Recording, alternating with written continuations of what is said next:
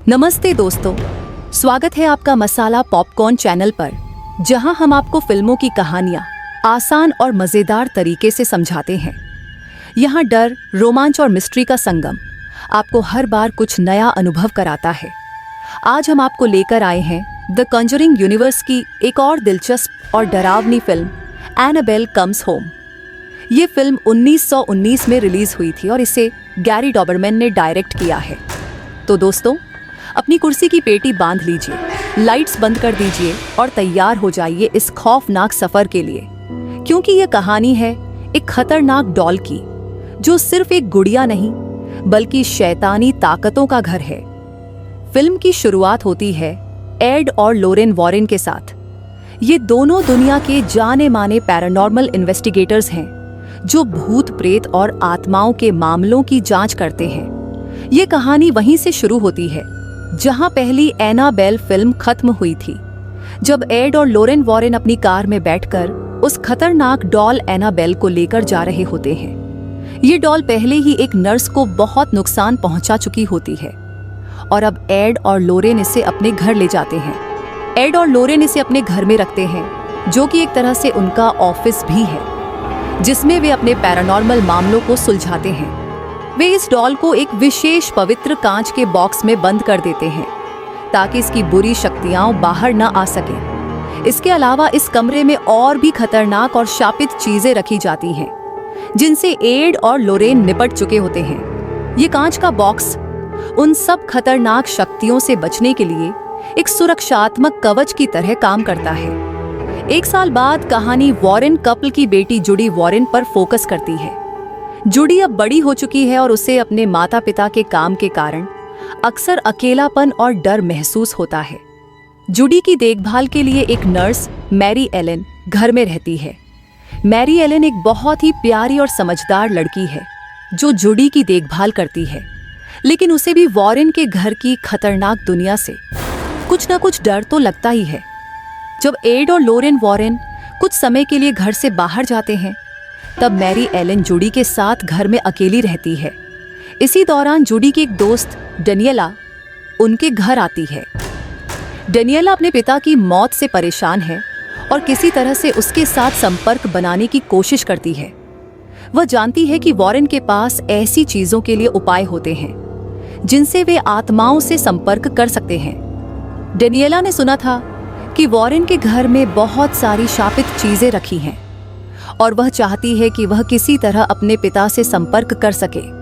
Daniela मौका पाकर Warren के पवित्र कमरे में घुस जाती है, जहां पर एनाबेल डॉल रखी हुई होती है। उसका ख्याल था कि वह इस कमरे में छिपी हुई ताकतों को समझ पाएगी, लेकिन यह उसके लिए बहुत बड़ा खतरा बन जाता है। डेनियला उस डॉल को देखती है और अपनी उत्सुकता के कारण वह डॉल को पवित्र बॉक्स से बाहर निकाल देती है।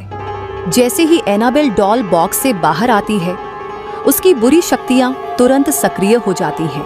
अब घर में अजीब घटनाएं होने लगती हैं। दरवाजे अपने आप खुलने लगते हैं, चीजें इधर उधर गिरने लगती हैं और अजीब आवाजें आने लगती हैं। घर में कुछ शैतानी ताकतें जाग जाती हैं, जो इन मासूम बच्चों को परेशान करने लगती हैं। एनाबेल डॉल का प्रभाव इतना ताकतवर होता है कि वह बाकी सभी शापित चीजों को भी सक्रिय कर देती है। जुडी, मैरी एलन और डेनियला को समझ में आ जाता है कि अब वे एक गंभीर मुसीबत में फंस चुके हैं। डेनियला ने सोचा था कि वह किसी तरह अपने पिता से संपर्क कर सकती है, लेकिन उससे यह नहीं पता था कि उसकी यह जिज्ञासा उसे और उसके दोस्तों को खतरनाक बुराइयों से सामना करवा देगी।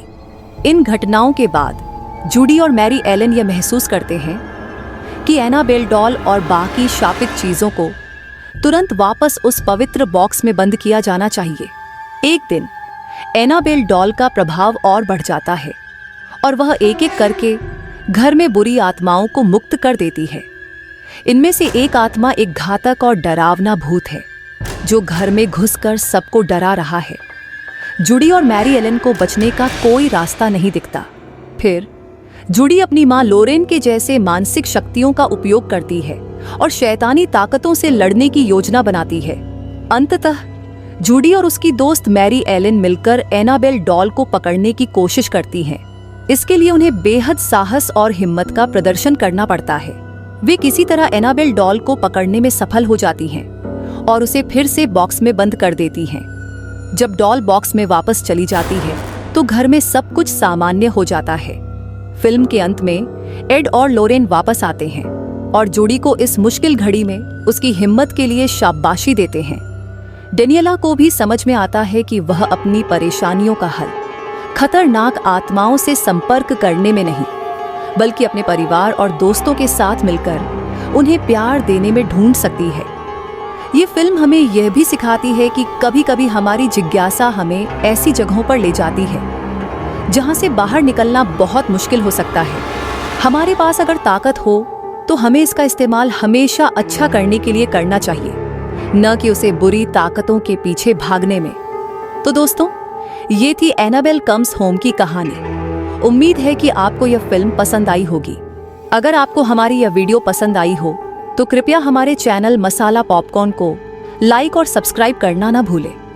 अगली बार हम एक और दिलचस्प फिल्म की कहानी लेकर आएंगे।